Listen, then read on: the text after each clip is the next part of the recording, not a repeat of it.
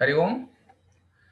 ओम गणानां त्वा गणपतिगं हवामहे कविं कवीनामुपमश्रवस्तमं ज्येष्ठराजं ब्रह्मणां ब्रह्मणस्पत आनशृण्वन्नोतिभिः सीदसादनम्। ओम महागणाधिपतये नमः। श्री गुरुभ्यो नमः। Namaste. Welcome to this 11th session of Vivek Chudamani. Today we are going to study Atma Swarupa Nirupana in the next set of shlokas. Before that, Srimati Chetana ma'am will give us a quick recap of previous class. Chetana ma'am. Om Shri Gurubhyo Namaha. Adi Shankaracharya discusses the topic of Panchakosha Viveka from verse 45 onwards. So far, Annamaya Kosha, Pranamaya Kosha and Manomaya Kosha have been identified, defined and negated. Last week, Vijnanamaya Kosha and Anandamaya Kosha was dealt with from verses 55 to 60. Let's have a quick recap. So what is Vijnanamaya Kosha? Vijnanamaya Kosha along with Pranamaya, Manomaya Kosha forms the Sukshma Sarira. It corresponds to Karta, Bhokta, the Jiva or the Ahankara, which has a free will and decides the course of life. And it is the experiencer of all our karmas. So in verse 55, Shankaracharya points out that just like a carpenter who needs his tools to work with, Vijnanamaya Kosha also can function only with the help of other four koshas, performing all activities according to likes and dislikes, following dharma and adharma, which results in punyam and papam, leading to pleasure and pain. So in verse 56, he states, Ato nayam paratma syat. The Vijnanamaya Kosha is not Paramatma, but it is the Ahankara, which is the costume we wear based on the different roles we play in this world, like mother, father, boss, employee. It is not the real you. By forgetting my real nature, I convert my life into a burden. By remembering my real nature, I convert life into a blessing. So he gives the following reasons for negating Vijnanamaya Kosha as not Atma. First point he says is Vijnanamaya Kosha undergoes modifications, whereas Atma is changeless. It is inert, whereas Atma is original consciousness. Vijnanamaya Kosha is limited and confined to the physical body, whereas Atma is limitless. The fourth point he states is Vijnanamaya is an object of my experience, whereas Atma is the witness of all experiences. Fifth, he says the Vijnanamaya is available only during Jagrat and Swapna and not available during deep sleep, whereas Atma is available in all three states. And the last point he states is Vijnanamaya has birth and death during Pralaya and Srishti, whereas Atma is there at all times. So after negating Vijnanamaya Kosha, Shankaracharya discusses the subtlest of koshas, the Anandamaya Kosha, which is the Karana Sharira, from verses 57 to 59. He first discusses the nature and the function of Anandamaya Kosha and then negates it also as not being Atma. So in verse 57, he talks about the nature of Anandamaya Kosha. He says, this kosha experiences feelings and emotions associated with the mind. So we think that the mind is the source of happiness, but we must remember that Atma is the only source of happiness. Chandogya Upanishad goes even further and says Atma is happiness itself. Just like how the mind borrows consciousness, so too it borrows happiness now and then from Atma. So he says that Atma Ananda, the Bimba Ananda, the original Ananda, has no gradation, whereas the reflected happiness, the Pratibimba Ananda, the Ananda Kosha, that we experience has three gradations. So when I see a desired object, I am happy. This is called Priya. When I own the desired object, I am happier. He calls this Moda. And when I use this object, I am the happiest. This is called Pramoda. So whenever I am happy, I am in my Anandamaya Kosha, whether I am a Jnani or an Ajnani.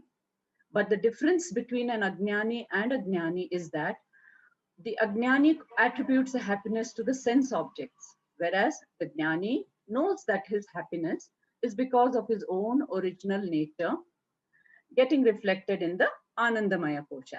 So our entire struggle in life is because of this fundamental ignorance. This Nitya Ananda, we are searching everywhere, ignoring the fact that we are the Nitya Ananda Swarupa. So in this verse 59, Shankaracharya negates Anandamaya Kosha as not being Atma by giving the following four reasons. He says Anandamaya Kosha is conditional and temporary. It is subject to arrival and departure, whereas Atma is permanent. Anandamaya Kosha is a product of Prakriti, whereas Atma is not a product of anything. Third point he says is, this Anandamaya Kosha arises because of my Punya Karma, whereas Atma is the original happiness and is not a product or an experience. And finally he says, Anandamaya Kosha is a composite entity made up of Priya, Moda and Pramoda, whereas Atma is like a space, has no component parts. Thus, Anandamaya Kosha is also negated like the other koshas. It is just a costume I wear. Vedanta doesn't say that you should reject the experiential happiness, but just remember it is temporary. So all the five koshas and thereby the three sharirams also have been negated. So Shankaracharya concludes in the 60th shloka by pointing out that what is left after I have divested myself of all the koshas or costume is called the real Atma. Here he compares the Panchakosha as a container for the Atma. And once you negate the Panchakosha, then what remains? He says, Sakshi avashishyate. Then Atma, the Sakshi Chaitanyam, only remains, and its nature is Bodha Rupaha, nature of pure consciousness. That alone is the real self. Thus, with the help of Shruti, Yukti, and Anubhuti, all the five koshas are negated as not me. With this, Adi Shankaracharya concludes the topic of Panchakosha Viveka. Hari Om. Thank you. Thank you, Chaitanya, for a nice summary of the previous class. Sarva Vedanta Siddhanta Gocharam Tamagocharam Govindam Paramanandam Sadgurum Pranatosmyaham. Having completed the Panchakosha Viveka, we move to the next domain, which requires a very, very subtle mind. But before we do so, let us quickly recap the important 7 questions asked by the student, which has to be in the background all the time. The first question is, Ko nama bandhaha? What is this bondage? And the answer is, the bondage is because of body identification. When you identify this body as me, that is the cause of my bondage. The next question he asks is, how did this bondage happen?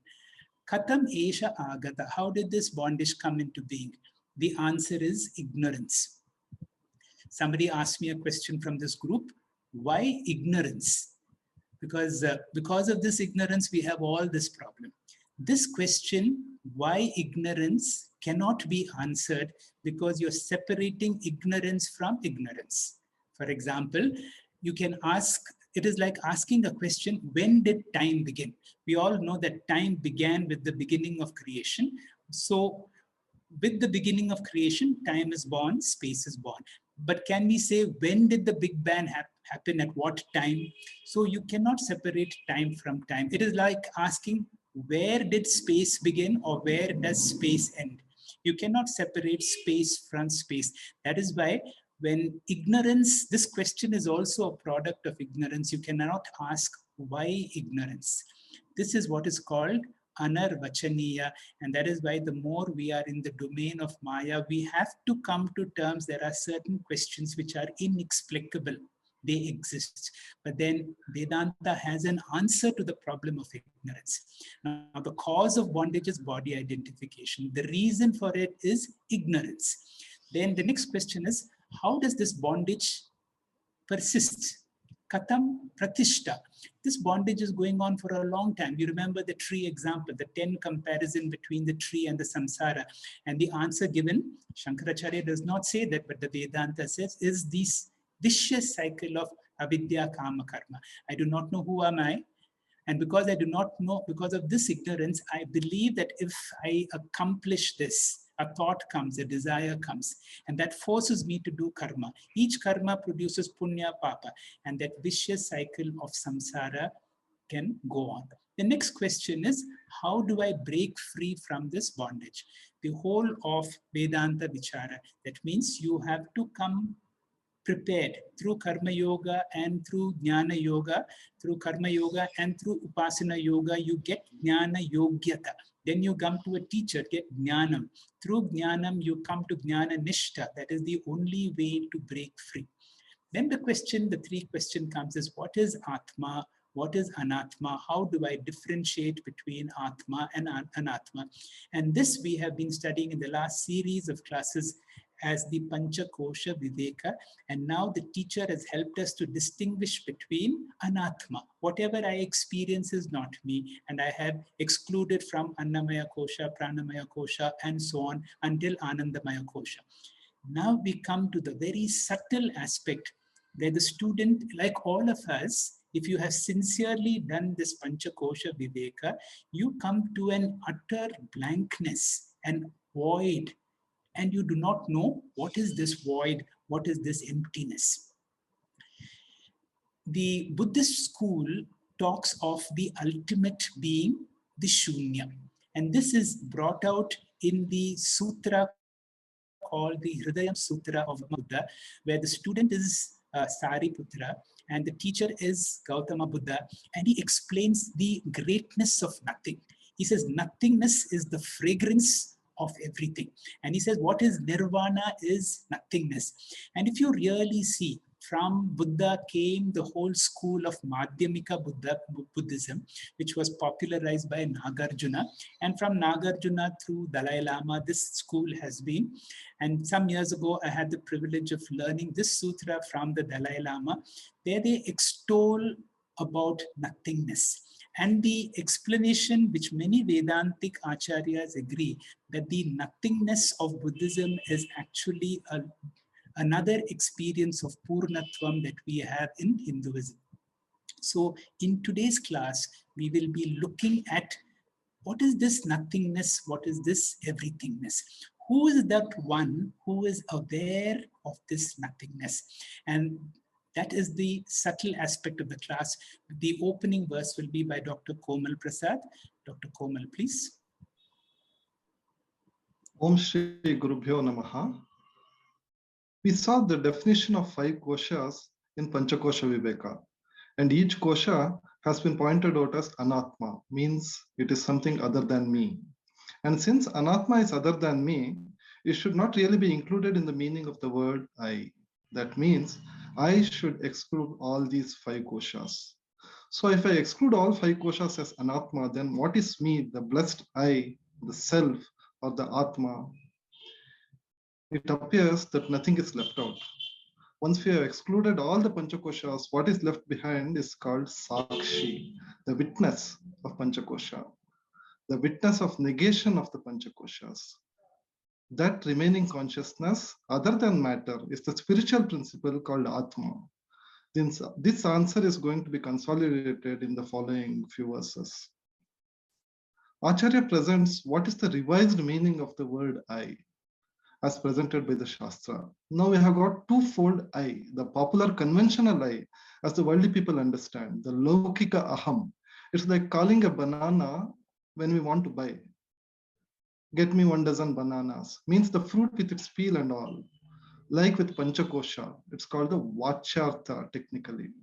And the revised meaning of the word I, as presented by Shastra, the cleaned I or the cleansed I, Shodhita Aham Padartha, otherwise technically called Lakshartha, as the peeled banana, which is the essence of the fruit, which is the only thing which is going to be beneficial to me.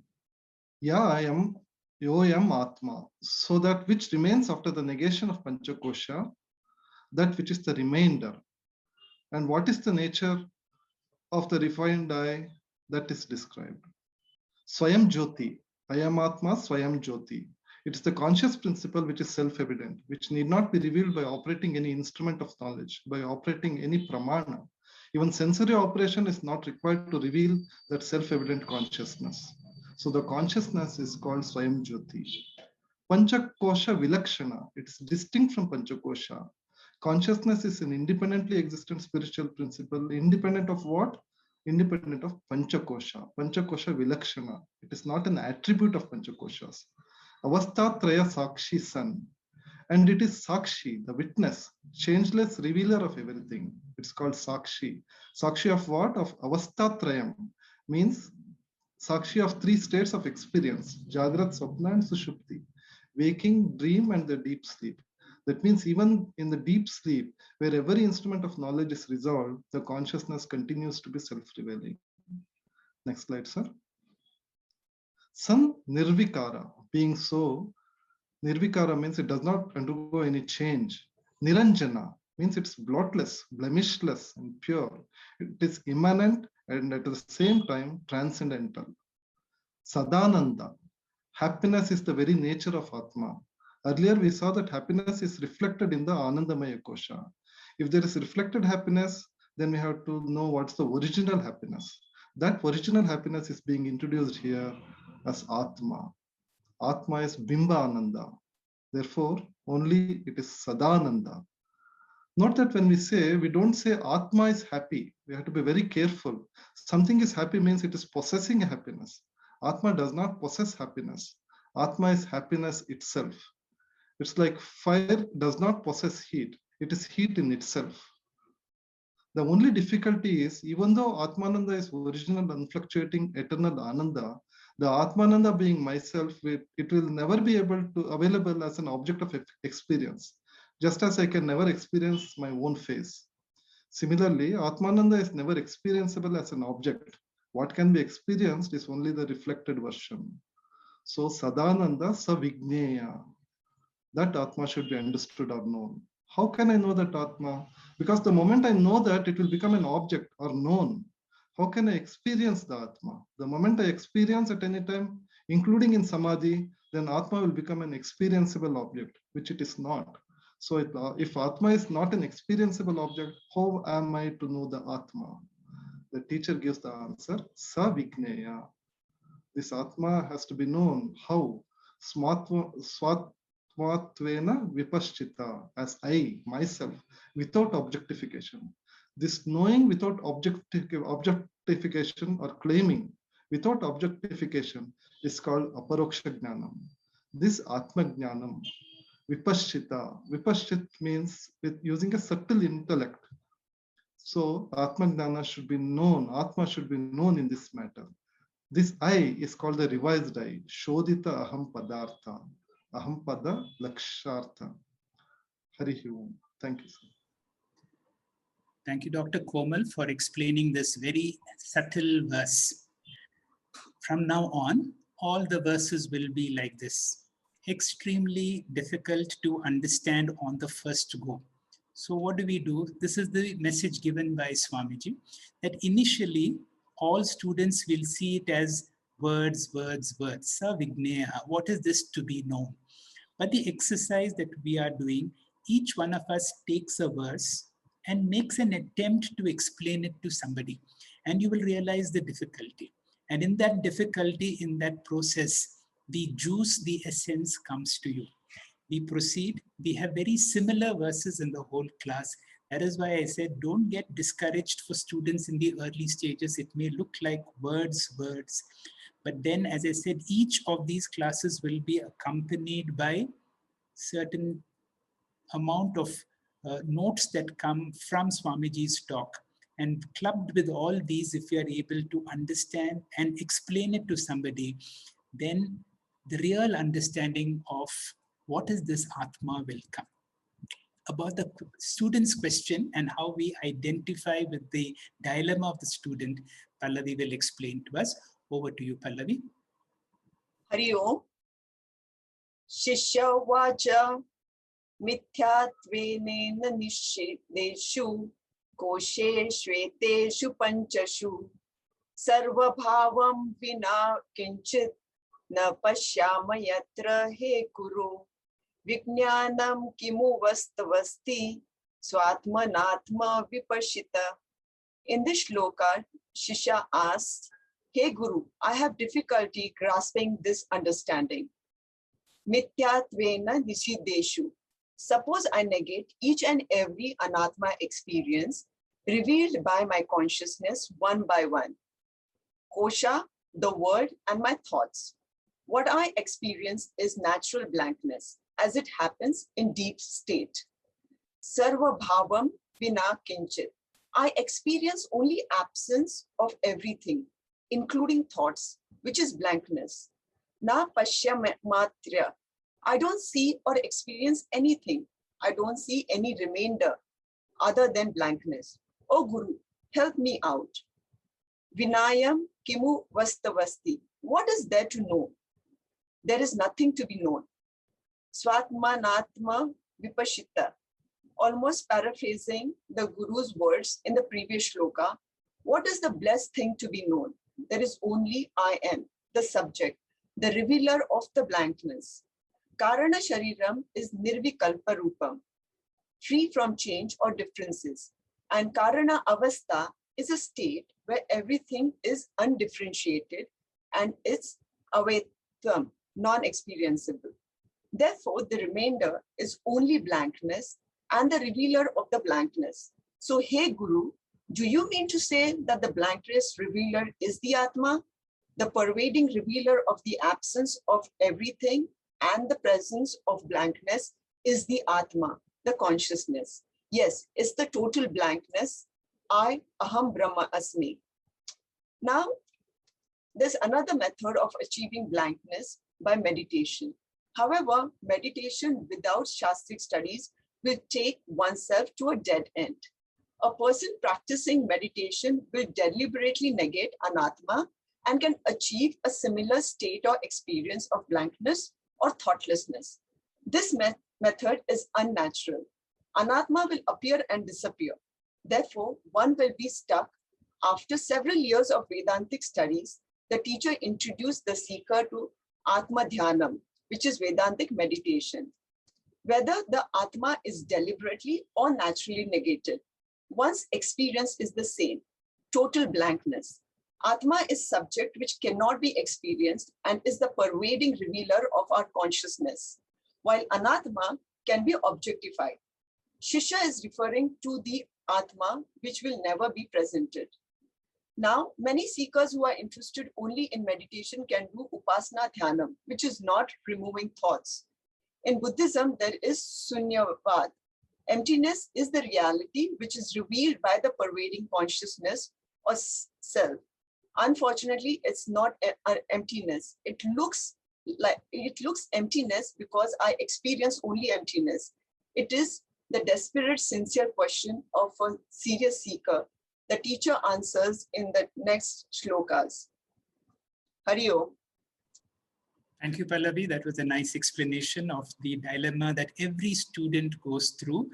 When you come to a stage that the teacher has helped you to come to a progressive negation of mano, buddhi, ahankara, chittani, naham. But if you have gone with the teacher, you have peeled and peeled the onion, and finally, after the last peeling, you come to an emptiness. And this is where I saw the discussion in the Hridayam Sutra between Sariputra and Gautama Buddha. And that is where the student or the teacher takes the student to the climax of the Nirvana experience, and where the teacher gives the student a mantra, which is that famous Buddhist mantra, Gate, Gate, Para, Gate, Parasam, Gate, Bodhi, Swaha.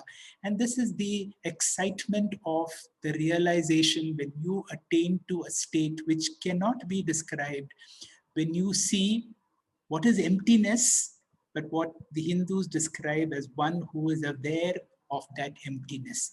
The Guru will now reply. The next two verses have to be taken in combination. So we will have two speakers speaking on the same verse in combination. So we have Padma Chandrasekhar, but she will be speaking on two verses along with Vasumati. Over to you, Padma. Shri Gurubhyo Namaha. In these verses, the cardinal tenet of Viveka Chudamani is Brahma Satyam Jagan Mithya Jivo Brahmaiva Naparaha. After answering the 7 questions, now the rest of the verses are the expansions or explanations of the answers of the 7th question. How to discriminate between Atma and Anatma. Tayor Viveka Katham. We have seen that in the previous verse, the disciple expresses his dilemma, saying that after negating all the Panchakoshas, he finds an empty void, Mahashunya, a term used by the Buddhists. What else is to be known, he asks.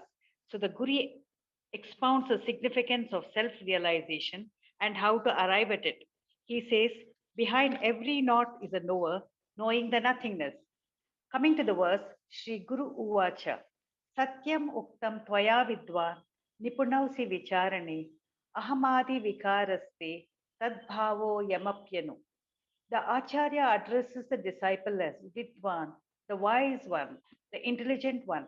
Uktam Satyam Tvaya. What has been said by you is true. Asi, you are Nipunau, a skillful in your Vicharane enquiry. The Guru knows that the disciple has understood the Nityatva, falsity of and delusions of the Panchakoshas. He knows that the Atma has to be known as oneself, Swatmatvena.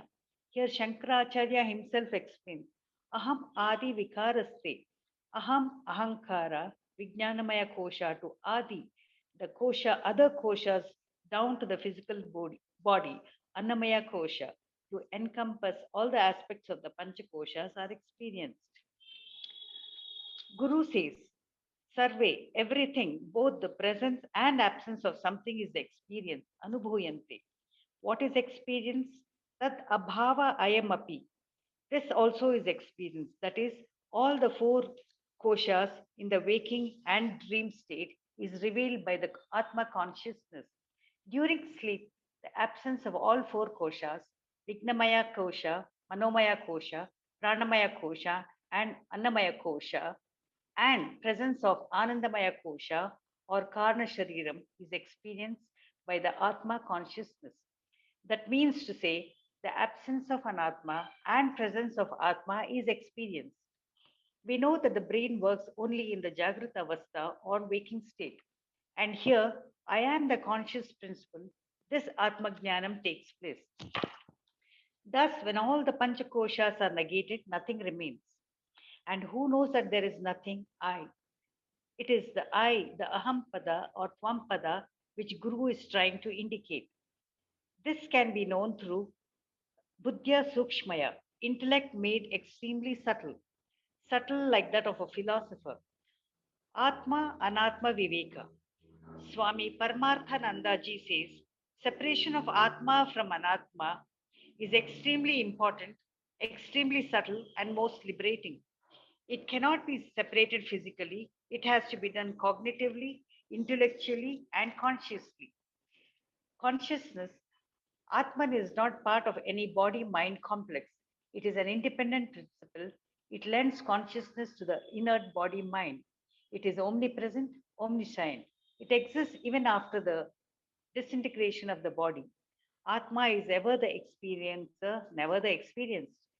We have to intellectually understand the Panchakoshas as not our real nature, set them aside, and make use of the Panchakoshas without identifying ourselves with them, though they are needed.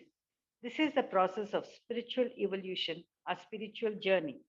To simply put, identifying with the Panchakoshas is discovering process, and removing them, it is discovering yourself. Understanding I am not the body, not the mind, not the buddhi is discovering who I am, the essence of Satchid Ananda. To arrive at Satchid Ananda, Swami Paramarthananda ji says, it happens after Paramatma Vedanam and a lot of Shravanam. Will it happen? Will it happen? When will it happen? When it happens, it may strike like a bolt of lightning. This again he explains, giving an analogy of a football match where a goal uh, needed to win a match, and it may happen, it may not happen, also may happen in the all of a sudden in the last minute. With all the thoughts negated, one should have only this thought, Chidananda Rupaha Shivoham Shivoham, till it becomes meaningful and makes sense. That Jivatma is no different from Paramatma, and both are one and the same. Adi Shankaracharya says, when this statement makes sense, it is called Aparoksha Jnanam. Hari Om. Thank you, sir. Thank you, Padma, for a nice explanation of these two verses. That is the Guru giving an answer. What happens when you have separated Mano Buddhi Hankara as not me, and now you're coming to the discovery of that awareness principle. The same two verses will be explained again by Dr. Vasumati to help us to clarify our understanding. This is what I was trying again and again, that these verses have to be listened to again and again. And when you listen to it again, the same verse, two verses again, you will see our understanding becomes a little more. Dr. Vasumati, please do the same exercise. Shri Gurubhyo Namaha. Sarve yenanubhuyante yah swayam nanubhuyate tamatmanam veditaram vidhi buddhaya susukshmaya. Tatparya, everything is revealed by the non-experienceable consciousness, which itself is never experienced in any particular state. May you know that consciousness, which is the revealer of everything, with a functioning, subtle intellect. Let us look at the Anvayata. Yena, by the non-experienceable consciousness alone, Anubhuyante, or revealed, Sarve, everything, that is presence of everything, as well as the absence of everything. Yahaswayam Anubhuyate, na Anubhuyate, which itself is never experienced in any particular state. Tam, that consciousness, Veditaram, which is the revealer of everything. Vidhi, may you know. Susukshmaya, with a subtle Buddhaya, functioning intellect. No specific experience can reveal the Atma. Then, what is the proof of consciousness? Presence as in the waking state and absence as in the deep sleep state of every Anatma is the proof. Next slide, sir. Every experience is the proof of the I, the consciousness. It's similar to the question of what is the proof of the camera in every photograph we see. Just because in every photograph that we look at and enjoy, we don't see the camera, we can't negate the presence of the camera. But we need to understand that every photograph is a proof of the existence of camera. Next slide, sir. Atma or consciousness is available only for claiming, never experienced. The question is, when should I claim? Only in the waking state, Jagrata Avastha. There alone, brain is functioning. In deep sleep and dream states, there is no will. In meditation samadhi, there is no thought. A functioning brain is needed. Swami Paramarthanandaji says, use the brain, and it is not possible at all by transcending the intellect. By only using that subtle intellect can we know the Atma. With full awareness, claim the I am the principle of consciousness. Atma Gnana has to take place. Because one has to claim this five-featured Atma available, that is ever available consciousness without objectification. Next slide, sir. In self-inquiry, nothing is to be known as an object. When we say there is nothing, that nothingness is revealed by an experience. To talk about the presence and to talk about the absence, you require a revealing principle. Nothingness is a fact only if it is revealed. There's something to reveal that nothingness. There is a revealing principle. For example, I enter the auditorium to attend a lecture and find there's no one there. And I call my friend and tell her that there's no one in the auditorium. Her immediate question is, how do you know? I know because I am there. Next slide, sir. In meditation, there is a thoughtless state, nothingness, which is revealed by the principle of consciousness. Blankness is pervaded or illumined by the consciousness. Consciousness reveals blankness. But how do we experience that consciousness? One cannot experience that consciousness because if it is experienced, it becomes an object. That consciousness is never experienced because I am that consciousness. without attempting to experience anything new. I am the revealer of the blankness, and I am the revealer of the mind full of thoughts. But I am neither blankness nor thoughts. I am the witness of both. Swami Paramarthananda ji says we need to focus on Tvam Aham Padalakshyartha, which is Atma, Chidananda Rupa, Shivoham, Shivoham. I keep repeating this mentally, which is Vedantic meditation, until all the words make sense to me. Next slide, sir. Repeated Shravanam is important. I may be able to grasp the message at the nth Shravanam, but don't know when that will happen. Like in a titration, at what fraction of the drop of the chemical brings in the color change, we don't know. And one continues the process till the end point is reached. Next slide, sir. For some, it is quick. For some, it's a longer process. To ignite a log of wood, much effort is required. A piece of charcoal takes lesser effort, while for a gunpowder, just a spark is enough. And whenever that statement, Shivoham, makes complete sense, that is Aparoksha Gnanam. Thank you, sir. Hari Om. Thank you, Dr. Vasumati. That was a nice explanation. And you will see when the same verses have been explained again, the understanding now, words are not just words. There is a certain amount of understanding. As Dr. Vasumati rightly said, the whole process is a repeated Shravanam. Through Shraddha, wait for that day when the words, when you shake the words and they reveal the meaning. When you experience the experiencer. When something is there all the time, that is this witnessing consciousness. What happens? All that which we witness takes our attention and we forget that which is watching all these things. Swamiji gives a nice example. When you go on the road, on a busy street, you see so many people, you see so many cars, you see so many vehicles, you see so many animals, the clouds, the trees. But you miss that sunlight which is on all of these objects because of which you are able to see.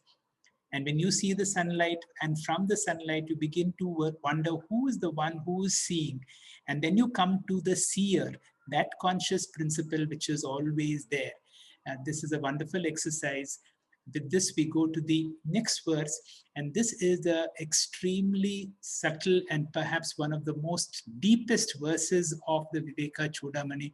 One of the wonderful verses which give a description of the real self, something that has to be known, and it will be Dr. Meenal who will be able to explain. Over to you, Dr. Meenal. Hari Om. When we say I, it includes body, mind, along with its thoughts and consciousness that makes us alive and sentient. We often mistake our body as the noun and the consciousness as the adjective. The first goal of the student should therefore be to reverse this. The body becomes an adjective and the consciousness or the Sakshi Chaitanya should become the noun. This concept is beautifully put forth by Shankaracharya in this verse. Let us read this verse. Jagrata swapna shushuktishu sputataram yo asau samujrumbhate pratyagruptaya sada ahamahamiti antah spurannaikadha nanakara vikara bhaginaiman pashyan handhi mukhan nityananda chidatmana spuratitam Vidhi swametam hridhi. So, in the waking, dream state and deep sleep, that which is evident and manifests clearly at all times. How do I know this? The evidence of consciousness cannot be questioned, as everything is evident only because of the consciousness, and this consciousness or Swayam Prakash is evident at all times clearly. How is it evident? Pratyak Rupaya. As the inner self, the inner principle, and sada at all times, even when to us the time is seemingly not there, like in deep sleep or shushukti. Sada aham aham iti antaraha. I am always aware of everything. The sound, smell, the taste, touch of being awake or asleep, even in deep sleep or shushukti, where the desh, kal, and vastu do not seemingly exist, we say, I know I slept well. We are aware of it even then. Therefore, this witness of all three states, the Jagrat, Swapna, and Shushupti Avastha, is the first person singular, the noun, aham, or consciousness. Anta Spuran Ekada, shining or evident within, Ekada, uniformly. Swami Paramarthanandaji beautifully elaborates on this further. Now, even when I say I am unhappy or happy, it means I am aware of unhappy or happy thoughts respectively. So the differences here belong to the mind and thoughts, not to the Sakshi Chaitanya or the consciousness principle. One must acknowledge that I am this illuminating awareness and not the body, nor the mind, nor the thoughts. Not only am I always evident, I illumine the ever-changing objects and remain changeless myself.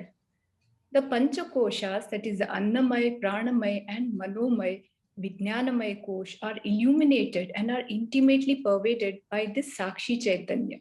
The Koshas change, but the Sakshi Chaitanya does not. We should note that the Anandamay Kosha is not included in this, as this is considered as an already resolved state. So this consciousness illumines not only the koshas, but also the aham adi mukhan, the ego, intellect. In Vedantic terms, it is called as the ahankara and aham vritti. Itself, the consciousness stays unchanged and formless, and remaining formless, it illumines all other objects and forms that have akara and vikar. So if the witness is not subject to emotions or thoughts or to change, then it becomes Nitya Ananda Chidatman. An experience property will belong to the experience substance, which in this case is the body-mind complex, and not to the experiencer, which is the Sakshi Chaitanya. Moreover, this experiencer is also not objectifiable. Spurati tam vidhi swametam riddhihi. May you owe up to this Nitya Ananda Chidatmana witness consciousness instead of identifying the ever-changing and miserable body-mind complex. The essence of this verse is that which clearly manifests itself in the Avasthatrayam, Jagrit, Swapna, and Shushupti Avastha, that which shines uniformly and continuously as the Aham witness, the ego, the intellect, all of which have different forms and modifications and are subject to constant change, that which shines as the eternal bliss, Nitya Ananda and Chidatman. Know this within your heart as your true self. This verse gives a very beautiful Vedantic synopsis of who am I. Similar to that in the Drigdrishya Viveka, Shankaracharya says, you are Nitya, eternal, Ananda, bliss, and Chidatman, the consciousness or the Sakshi Chaitanya. You are ever the witness, ever the observer, but never the experienced, never the observed. Thank you very much. Hari Om. Thank you, Dr. Meenal. Wonderful explanation for a very profound verse of who is the real I, who is this Sakshi principle. And again, if these words have to be made meaningful to us, we have to listen to these again and again, make our own notes, read these notes, try to explain it to somebody. And that is when these words will now be transformative. Otherwise, they remain words as words. The concluding words on the same theme of who is this Sakshi principle, that this inexplicable content will be explained to us by Dr. Sanjay Benakal. Over to you, Dr. Sanjay. Om Shri Gurubhyo Namaha. In the process of self-inquiry, Shankaracharya has just completed the analysis of the self or the individual called as Vesti. This is known as Tvam Padartha. So in this process, the student went through the analysis of Panchakoshas and negates them to know that there is nothing left after rejecting the Panchakoshas. The teacher points towards the Sakshi, the witness, as a consciousness principle that is left behind, which needs to be focused upon, and the details of which we just now have heard from the previous speakers. Now the topic changes towards the Tad Padartha. I am the individual who is operating in this world, and I need to know what is this world it consists of. The analysis of the macrocosm or in Sanskrit, what is known as samasti, is tat padartha. Now here again, the scriptures point out that it is made of panchabhutas, or 5 elements, which are inert in nature. And the whole world is made of these panchabhutas. Now all these panchabhutas are made existent by a principle called existence. So the existence makes every world objects known to us, or make them existent. So now what is this existence principle? The description of the existence principle goes like this. It is an independent substance which pervades every object in this creation and is eternal in nature. Now, do we know that the consciousness, the Atma, which was described earlier, is exactly similar, has got similar description as the existence. Now, this existence and Atma, the equations are now made balanced, that the scriptures say both are one and the same. Existence is equal to consciousness, or the existence principle, which is known in Sanskrit as Satta principle or Paramatma principle, is equal to the consciousness, the individual consciousness, which is Jivatma. So this equation of Jivatma and Paramatma, Aikyam, is responsible for liberating one from the problems of samsara. That is the crux of this verse, which is an introductory verse on the Tat Padartha analysis. Now, existence is the very, in a substance, existence we need to know in little more detail. Now, for that, we need to have an analysis of what is known as Karya Karana Sambandha. Now, we have discussed about the Panchakosha Vilakshana, which says that I, the Atma, is different from the Anatma. On the other hand, we now described the existence as different from the matter principle or the world.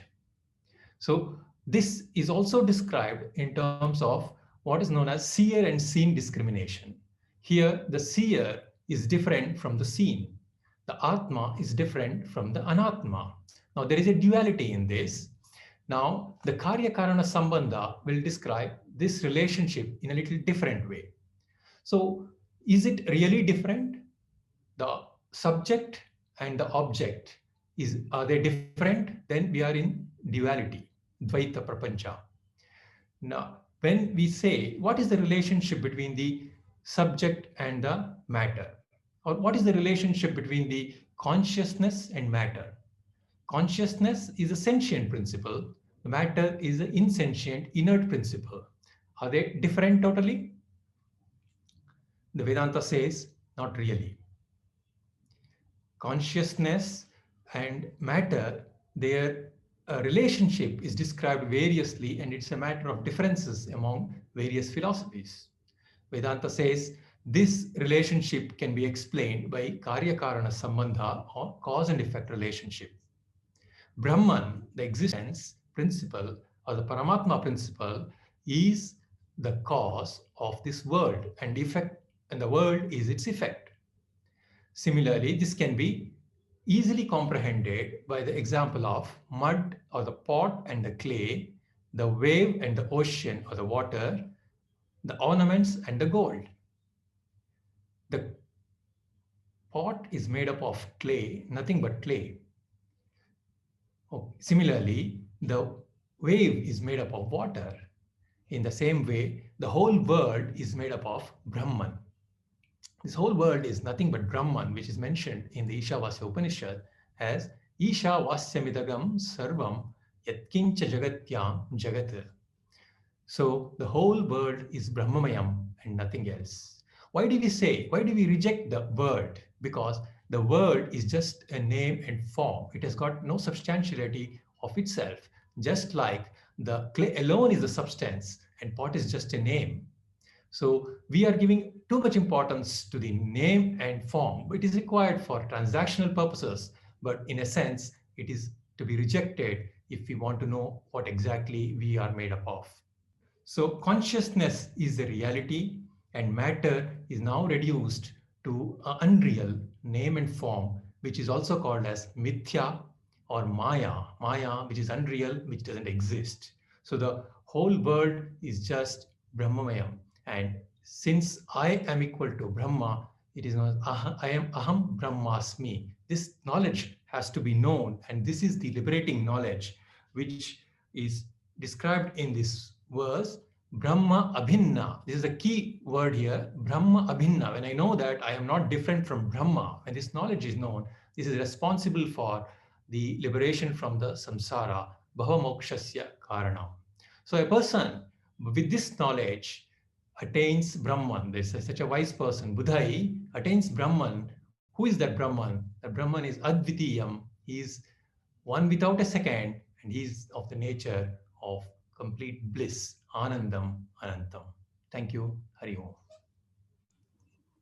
Thank you, Dr. Sanjay, for giving us a very painstaking explanation of what is this existence principle. I am existent. The world around me is existent. The computer is existent. The table is existent.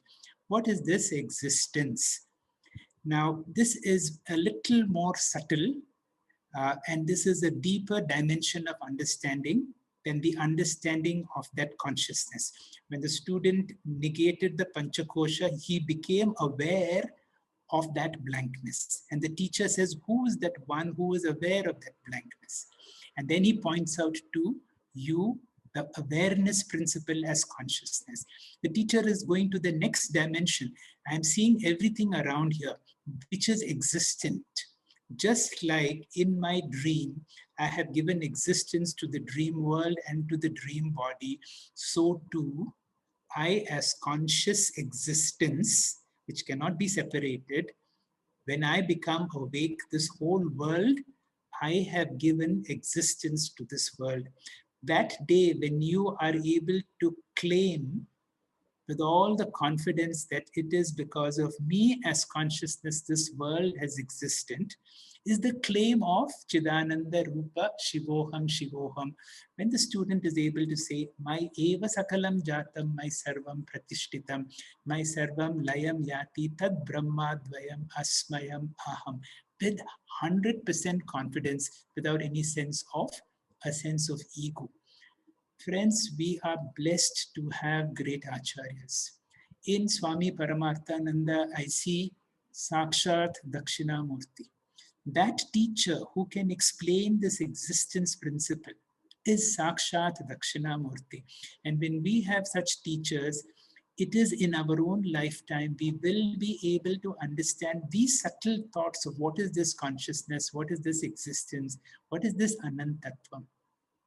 For now, we will take a little break and we will get into a little story to be able to understand the whole, with the story, we will see how some spiritual messages can come. This is a story of a certain trader who in a certain fair in a desert wanted to buy a camel. He was very keen to buy a camel, but he had limitations in the amount of money he had. So they went into a intense bargaining, and finally they fixed a price. The price was paid for, the camel was exchanged, and the new owner took the camel to his particular house in the desert. When his servant took off the saddle, to his amazement, he discovered under the saddle was a bag full of diamonds. The moment he gave it to the master did not rejoice the presence of his the new bag of. He told his servant, see, I have paid only for the camel. I have not paid for the diamonds. I have to go back and return it to him. The servant said, you're a fool. He says, no. He goes back to the trader from whom he brought the camel, and then he opens up the diamonds and he gives it back to the owner of the camel from whom he bought. And the person was so happy to see his diamonds, and he looked at all of them and he told them, you are a wonderful person. see the 10 diamonds that I have got before me. Choose the best one is for you. The man said, I have already kept the 2 of the best diamonds for myself. I don't need any of these diamonds. The man got alarmed and he checked once again, and all the 10 diamonds were there. And he says, what are the 2 diamonds that you kept for yourself? He says, those 2 precious diamonds that I've kept for myself are the 2 yamas, Satyam and Asteyam, that I will never be dishonest. I will never possess anything that does not belong to me. And he says, if you possess these 2, you have the 2 precious diamonds. Thank you very much. Hari Om. Over to Venkatesh Prasad. Thank you, sir. Thank you, friends. We have come to the end of today's class. Next week, we'll study a few more verses of Viveka Chudamani. Let's meet on Friday, same time for study of Bhaja Govindam. Please log in by 6:45 p.m. local time. Om Purnamada Purnamidam Purnat Purnamudachyate Purnasya Purnamadaya Purnamevavashishyate. Om Shanti Shanti Shanti. Harihi Om.